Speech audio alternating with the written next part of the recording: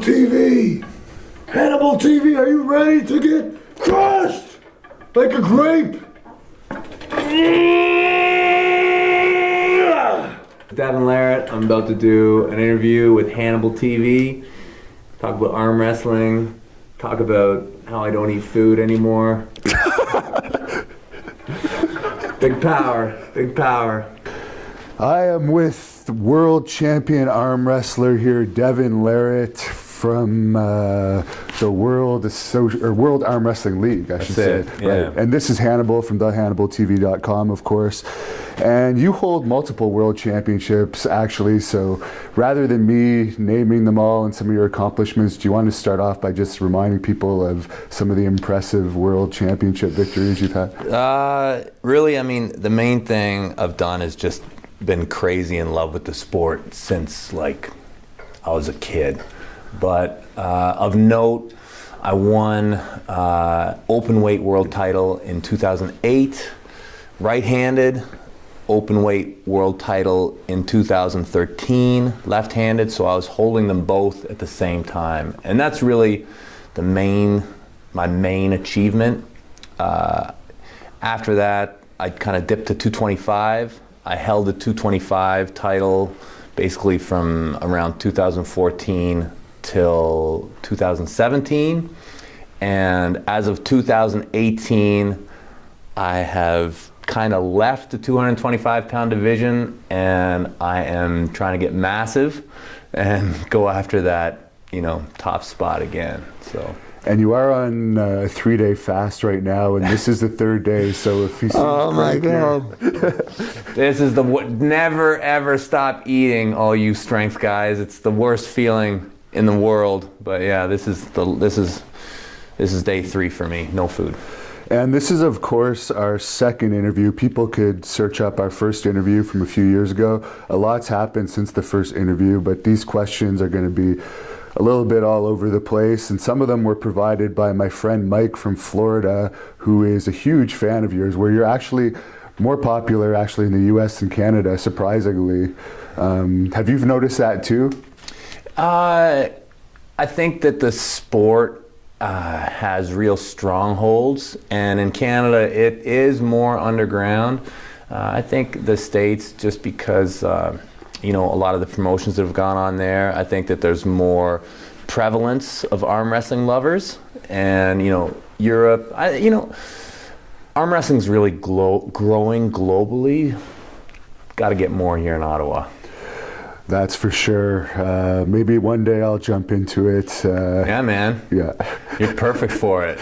Yeah. As you said, today might be the day to have our match finally, because yeah, man, this is the weakest day probably that you're gonna get me, you know, in the last, you know, big period. Yeah, tomorrow I'll be a different man. And you don't have the mullet on today, which I'll start off by asking you what that was all about. Well, everybody knows that the mullet is one of the most powerful hairstyles that, you know, there's ever been. And I had a match with Denis Saplankov, who I think most people know. This dude is just ridiculous. Like, he's so strong, like physically, he's so focused. And the Europeans are really big on their measurements. Like, they measure their weights, they measure their arms, they're measuring everything. And they were doing this segment where they were, and dude, I just don't measure up. So I was like, okay, well, I'm gonna have bigger hair than him. So. And speaking of Denis Saplankov, he has very unique genetics, very thick hands and massive bone structure. Have you ever encountered anyone with genetics like him before? Never. To me, Denis is one of a kind. Like when you look at Marvel Comics and see the Incredible Hulk, yeah, it's Denis Saplankov for real. Like, I think that a lot of people have met bodybuilders.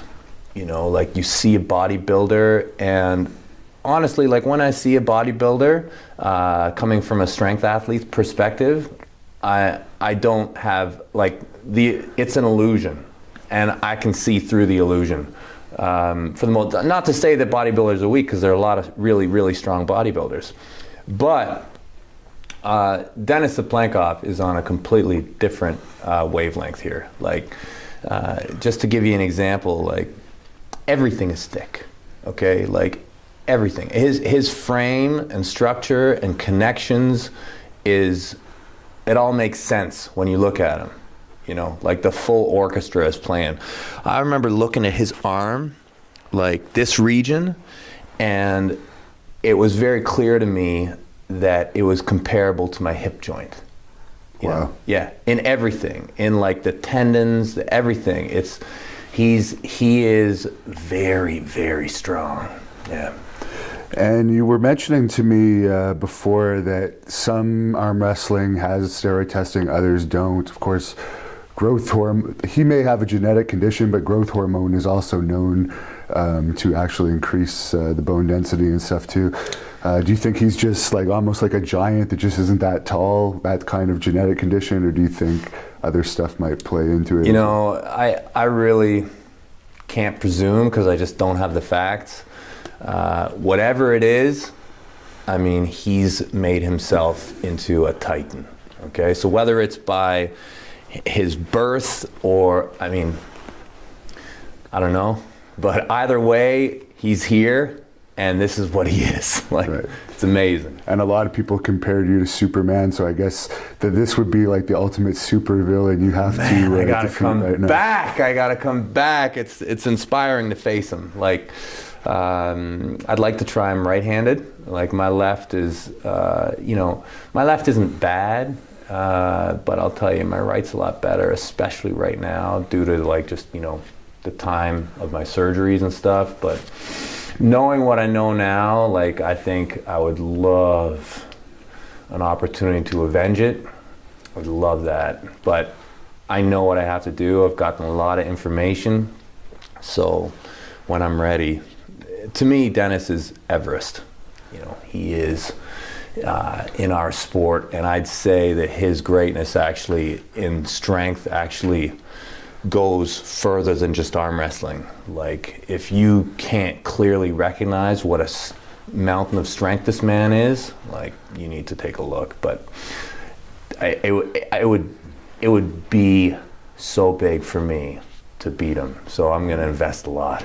And speaking of mountain of strength, you did beat the mountain from Game of Thrones, and he's also in the recent Kickboxer 2 movie. How would you compare those two's strength?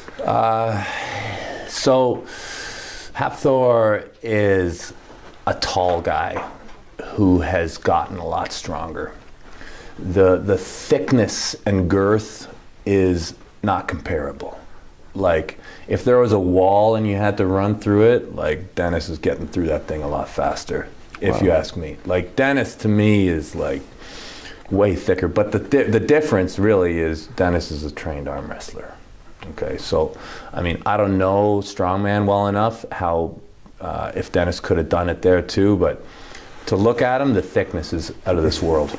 At one point, arm wrestling was actually a strongman sport, I believe. Yeah, that's right. Nathan Jones actually broke his arm in strongman. We interviewed him recently, actually. What do you think of Nathan Jones? That's a huge man. Yeah. Yeah, I mean, I just know him from that event. Yeah, okay. He was also a pro wrestler, and he's an actor now, but yeah, that was a pretty brutal break. Total break. Ugh, and what a place to do it. Like, any updates on Travis Badgent's recent injury? I might have his last name pronounced wrong. Yeah, Travis. Yeah. So he, I believe, has a minor pec injury against the Romanian athlete Sabin Badulescu. They were having a match, and Travis didn't quite finish, and he blew his pec, which is actually one of the more common injuries in arm wrestling. But I think it's quite minor, and I think he's probably actually somewhat recovered from it already. Now, I heard that there was sit-down arm wrestling matches in the original days of arm wrestling. Does the sit-down style still go on, and what do you think of it? Advantages? People are still doing sit-down arm wrestling. Sit-down arm wrestling is considered like kind of one of the purest forms of arm. Like, I don't want to say it's the purest. It's by some arm wrestling purists. It's still practiced, but it is very much not widespread. I think that they have kind of one kind of championships annually. It is a slightly different sport. It's kind of weird if you ask me. Like it's very much like you can't use your body too much. The hold is different.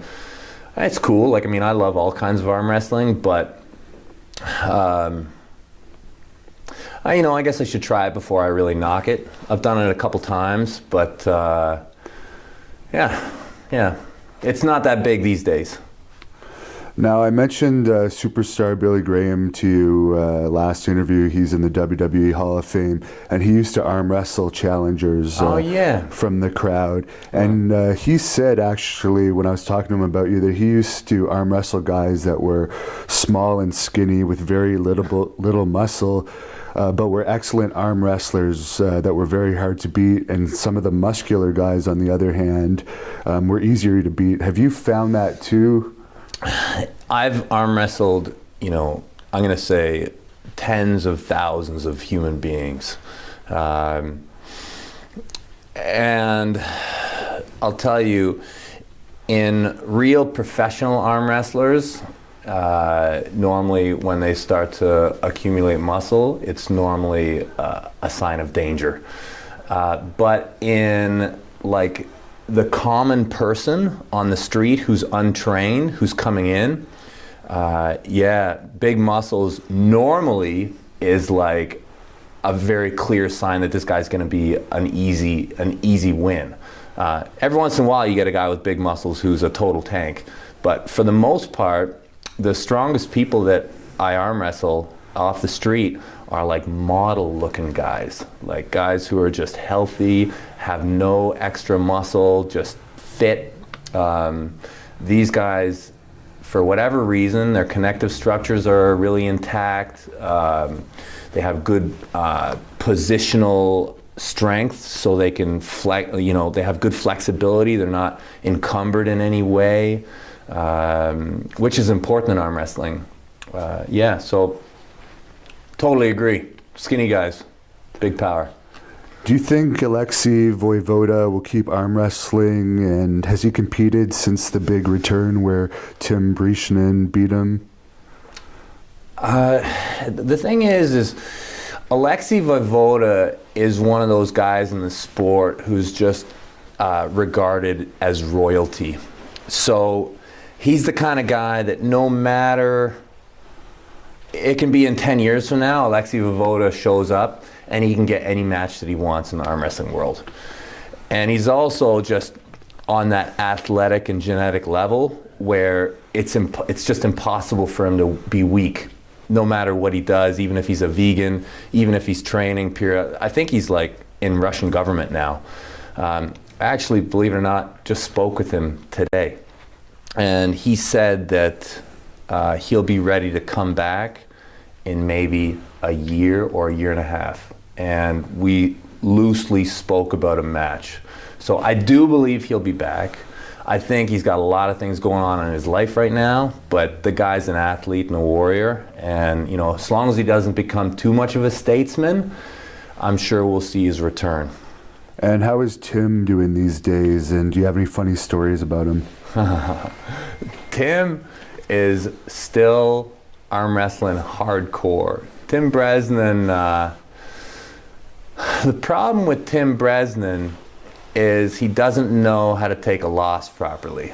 Like, the guy has lost to me every single time he's arm wrestled with me. And lately he's been on this thing where he's like, oh, the only reason you beat me is because of the Canadian referees. And if he would just accept the fact that I was stronger than him and let that digest into his soul, it might actually make him a greater human being. But he's making these excuses, so I worry about him. And could you explain what the king move is and why people say it should be outlawed? Ooh, that is a really How much time we got? As much as you, well, you don't have to go into great detail. It's a big subject. King's move is probably one of the most controversial things when looking forward in arm wrestling. Like, I think that a lot of people are really wondering what to do with it. King's move is a special kind of arm wrestling. Anybody can do the King's move. Anybody. It's just a style of arm wrestling. Basically, there's lots of ways to fight, like arm wrestling is a martial art, right? And there's a lot of techniques. The King's move is a form of top roll, which is an outside technique that attacks the fingers, makes your wrist bend back. And it's done like without shoulder commitment. So it's really defensive. And a lot of people start to, not like that right away. But the next problem with it is it's a strap-based move.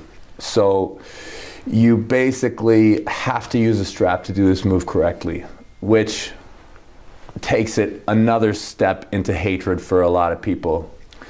And then the next problem with it is that it's done really well by people with physical limitations. Okay, so like how boxers, how wrestlers got the cauliflower ear, and like you see that dude and you're like, oh, I don't want to mess with that guy. So arm wrestlers got the wonky arm, right? Arms don't straighten, right? And this process of tightening starts to increase your ability to execute a King's move at a higher angle, okay? Because there's something that happens right before the joint kind of reaches its limit of movement, range of movement. It's like somehow it protects itself more, and there's something about the breaks that happen in the musculature and everything. I can't really give you science here, but guys who have this get real tight at the end of the range, and if your arm only straightens this much, you got the breaks like right here. So people don't like that physical, like things that aren't going to help you kind of outside of arm wrestling are really helping you. And then there's and the other problem with it is we have two positions that we call in arm wrestling called dangerous position. One of them is when you start to look at your hand like this, look away from your hand and kind of expose your arm to break in this way. And the other one is when you start to open your arm to hyperextension.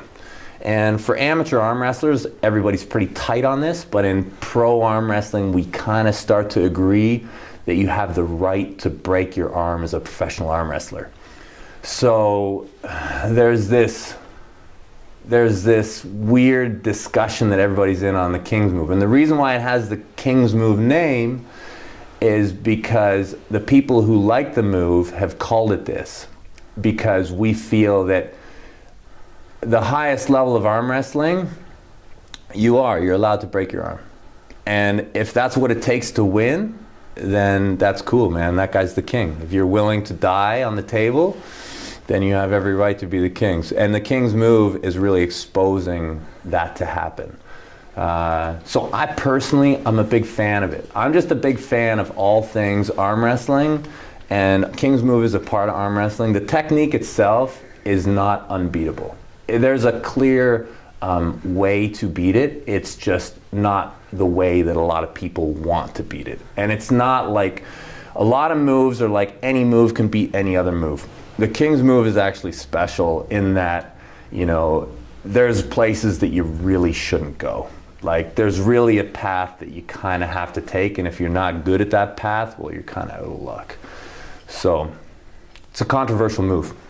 And we're going to allow some fan questions now, and someone's asking when your next match is. So, my next match is probably not until the beginning of February. And I think it's at Viking Arms. Okay. Yeah, Viking Arms in Norway. Yeah, there might be something before that, but I'm doing some work with Jujumufu. I think it'll probably just be fun, but yeah, probably Norway. Someone says they want to see you versus Vitaly. Vitaly, okay. so do I. To me, Vitaly Lalatin is really he's so good. He's like the future of Russian arm wrestling. I've been watching this guy forever. Had a chance to meet him. He's everything he's been cracked up to be. Super tall, like 6'9". Yeah, I definitely got to pull that guy. I'd rather pull him right hand, to tell you the truth, right now. But yeah, it's a match that has to happen, like now. Now, I don't know if this is a guy being stupid or a real question, but why are priests from Finland so good at Mortal Kombat? Let me see. Why are priests from Finland so good at Mortal Kombat? Who's messing with me? Because I love Mortal Kombat. Blue Drum Torso. That's his YouTube name. It must be someone that must. Yeah, maybe something he's messing with me because I love Mortal Kombat. And you answered this in the last interview, but someone's asking you about Over the Top. You don't have to go into detail. Yeah, someone wants to look it up. Over the Top. Yeah. We got to get more movies. Well, they just had a new movie, Champion. There's a Korean movie that just got released. Yeah, so we got another arm wrestling movie out there. And the same Beast Mode McGee guy is asking you about your thoughts on the upcoming Badgent versus C. Plenkov. Yeah. Well, I'll tell you. Short answer, Dennis will win. That's the short answer. Nothing's impossible. Travis can win. Travis has got a great shot. The problem really will be whose house. Okay, if it's with any kind of restrictive rules, there's no chance. There's just no chance. I love Travis as an arm wrestler. I love what he can do, but in my opinion, the strength differential is so great. Like I've had a lot of experience with Travis. I've arm wrestled him a lot of times, a lot of different ways. And I know that if Travis holds me, Travis's left is a little bit better than my left most of the time.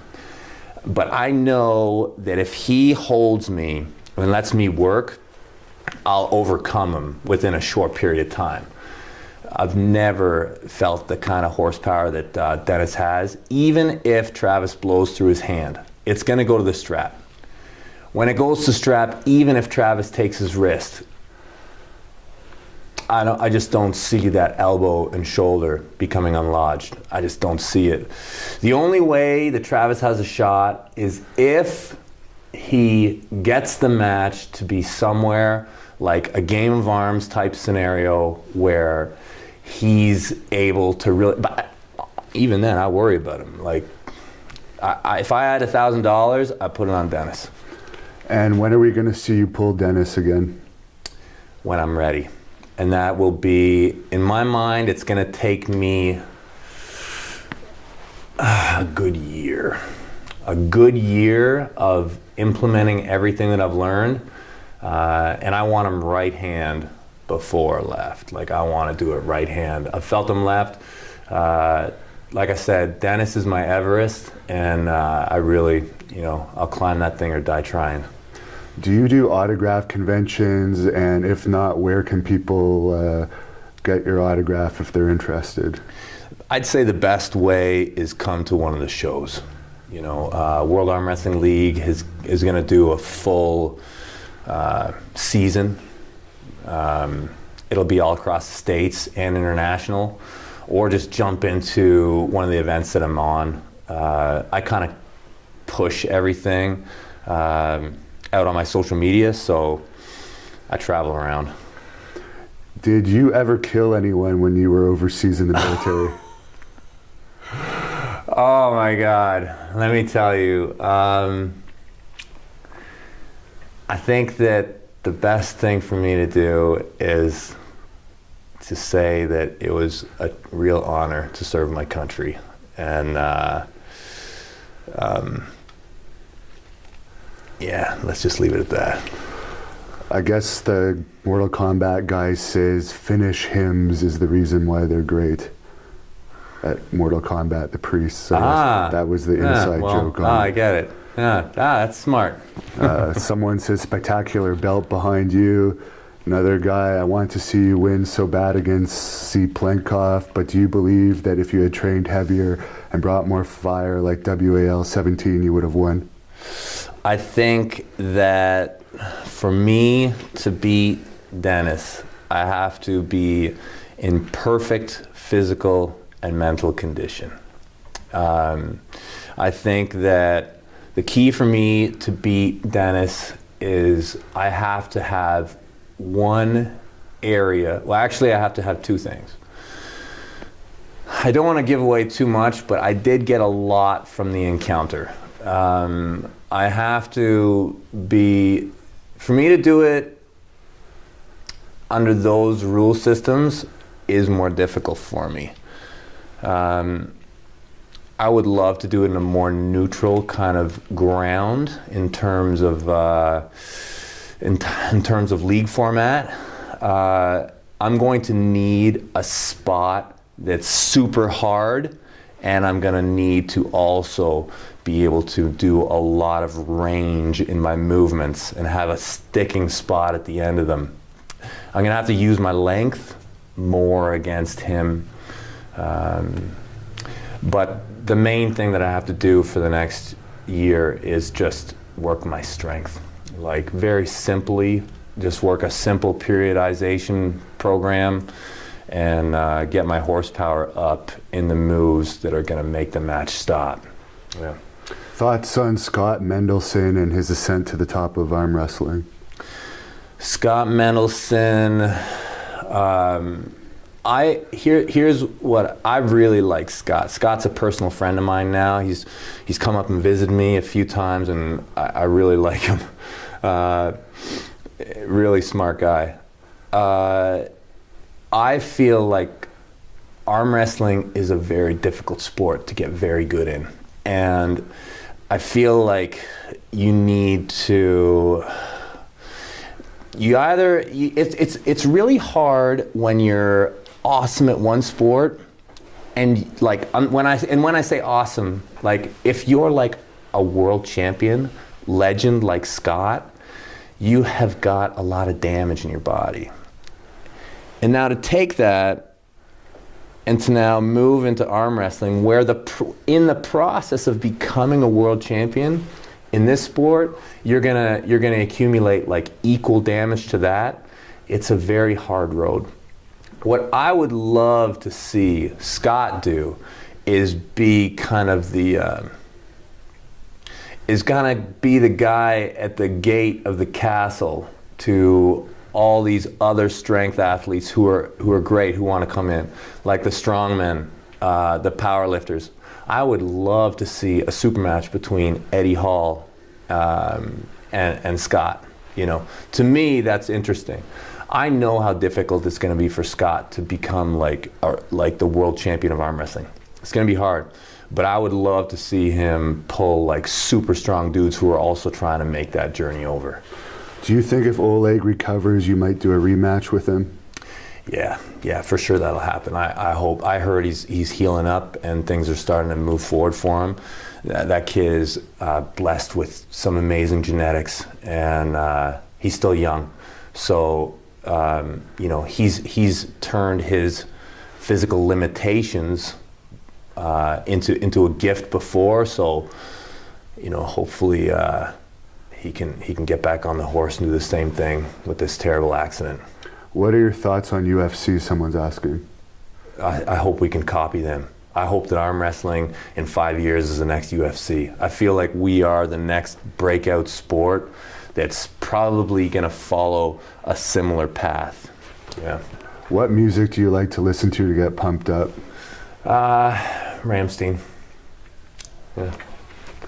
All right, I'm going to close off the fan question portion now and get back into the regular questions. When you think of guys like Michael Todd with his bone lock or joint locked arms, and does it give an unfair advantage? I don't think it. I personally don't think it does, because if somebody asked me, hey, do you want an arm that doesn't straighten? I'd say no, because you're going to get more inflammation. You're going to get a reduced range of motion, which is going to in turn lead to a decrease in strength. So for every advantage that it gives you, there's also a disadvantage. And I feel like if you're on that podium, if you're on that stage, it's because you've battled for a long time. Like, and I think that to knock anybody for any specific thing, I mean, you can knock somebody for anything. Oh, that guy's tall, that guy's muscles are too big, that guy's hands are too big, that guy's arm doesn't straighten. There's a way around everything. What was the most satisfying victory of your arm wrestling career? We know what's going to be. Yeah, that's right. If we can talk about the future, it's when I climb Everest. It's not always the ones that you think. You know, it actually, for me, when I look back on my arm wrestling career, there's been a lot of them that have meant a lot to me, but one that was huge for me was when I beat Ron Bath in 6 or 7 at the Mike Gould Classic. It was, for me, a really massive deal because I had done very well in Canada. I was like recognized in Canada as being the #1 guy, and Ron Bath was like a legend. You know, everybody knew Ron Bath and how legitimate he was. And I had just done a 6-month combat tour where I was like a total flake coming back, and the timing of it, the relevance of it for me, was massive. Like when I beat Ron Bath, I felt like it completely changed me as a human being. Is Xarm still going on, and would you ever compete yourself in that bizarre mix of arm wrestling and fighting? Oh man, I love Xarm. I love to watch Xarm. I don't think it's still going. I haven't seen anything new from them for a while. Man, I don't know. You know, if you pay me enough, anything's possible, but it's cool. The thing I don't understand about Xarm is, like, you can just pin the guy and you can win. So I don't even know that it's that much different from arm wrestling. And on that same subject, obviously this is mostly a pro wrestling YouTube channel. In pro wrestling, a lot of people think a guy named Haku was the toughest real fighter ever of pro wrestlers, and no one ever messes with him, and he's kind of on a level of his own. Is there anyone in arm wrestling like that where he has kind of a mystique about him, where he's the toughest arm wrestler in actual legit fighting? Like the toughest arm wrestler. We know you're skilled in hand-to-hand combat. You may or may not have kills, so I don't know if we can include you in that category. Let's see. The toughest arm wrestler.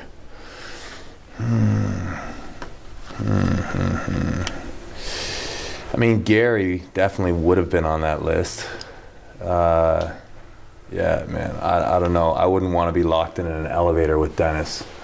There's a guy, Levant. There's some big guys, and like there are some strong dudes. When it comes to their fighting skill, hey, Tim Bresnan is a pretty renowned fighter. Yeah, I mean, fighting, there's lots of different ways to fight. And what are your thoughts on Matthias Schlitt? Yeah. And his oversized arms. Matthias Schlitt.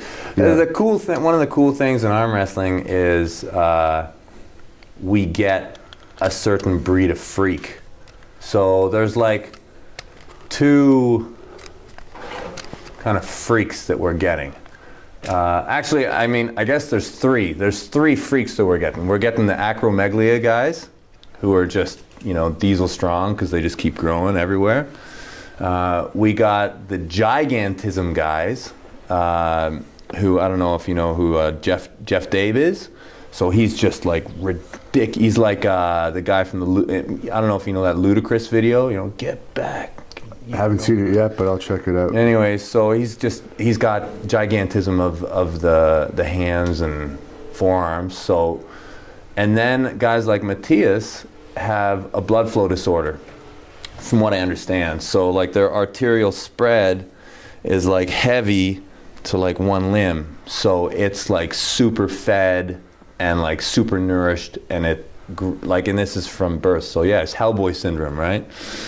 Yeah. So there's a few guys like that in the sport.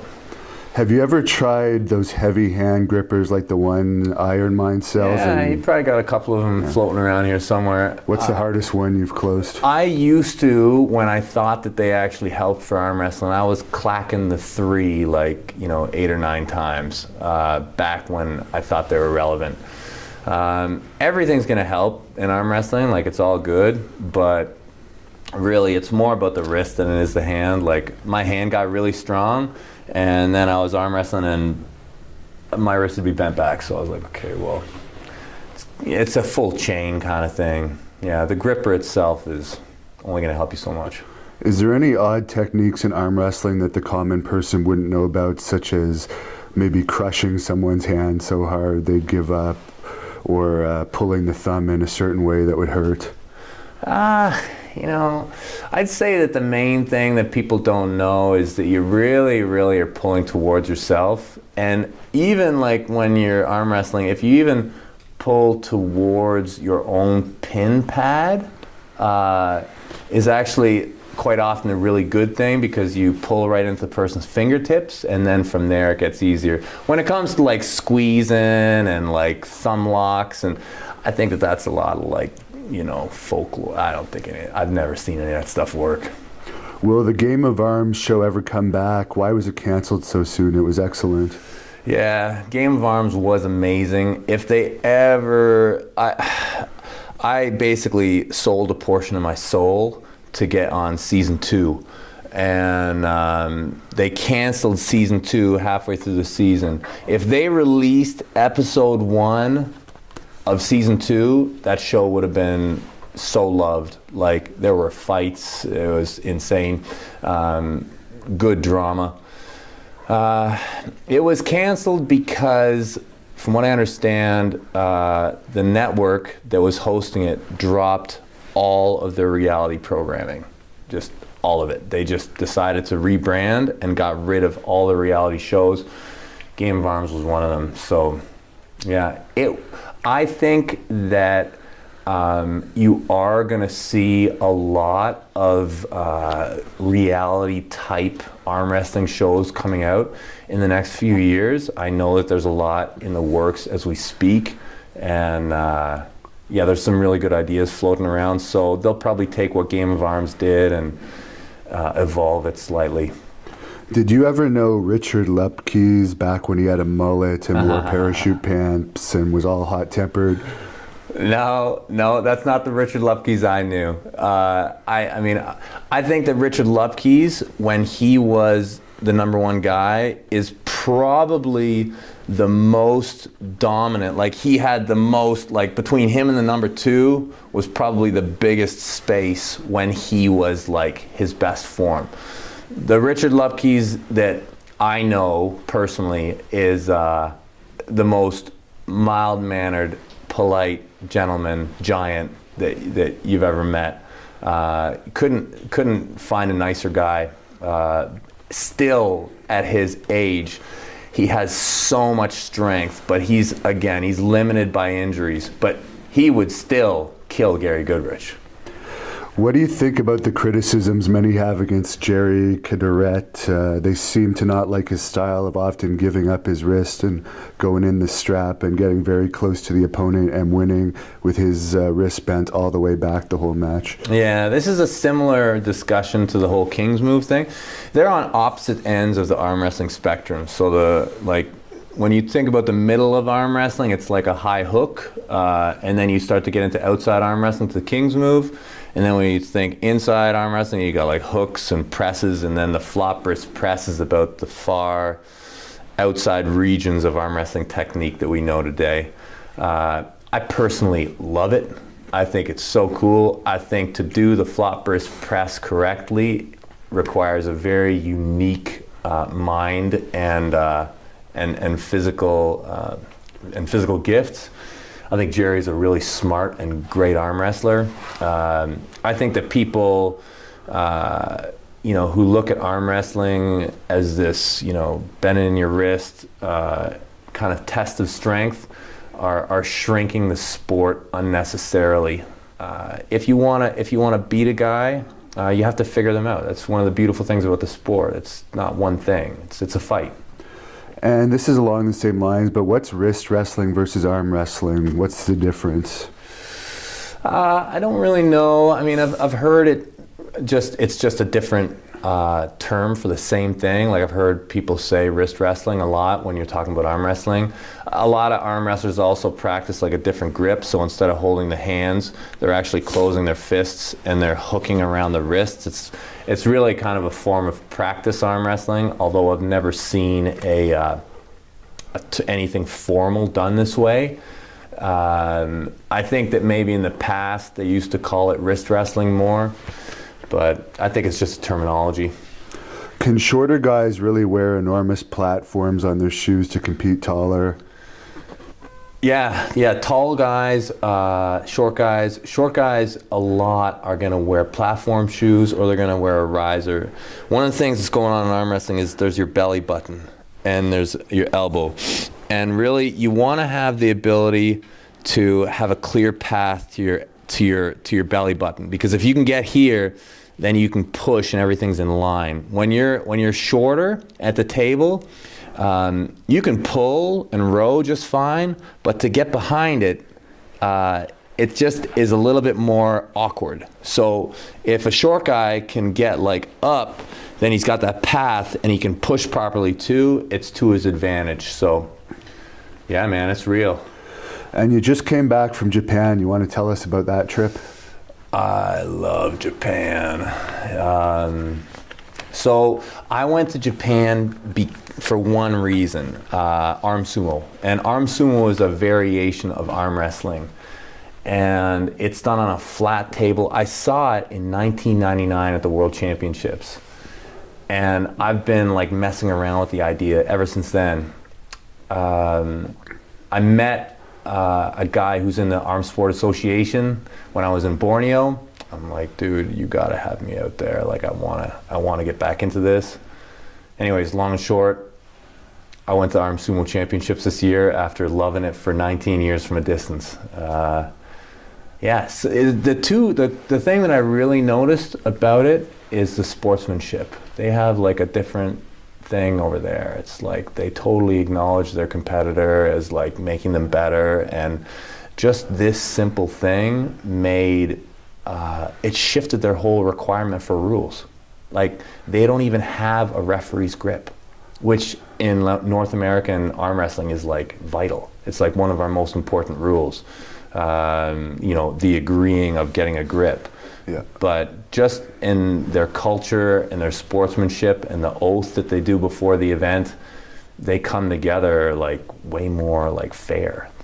It's really cool. Is there sponsors there that take you out for dinner and stuff? Like in pro wrestling, there's like super fans. Dude, that it was pay for so you cool. Yeah. It was so cool. I had the best sushi I've ever eaten in my life. Like chewing a piece of gum and you eat this tuna is so rich in oil that the gum just melts, you know? Yeah.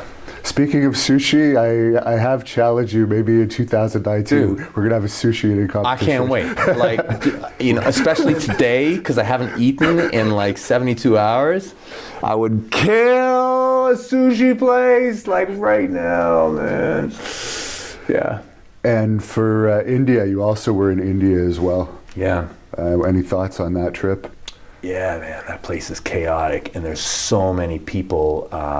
It's like a booming place for arm wrestling.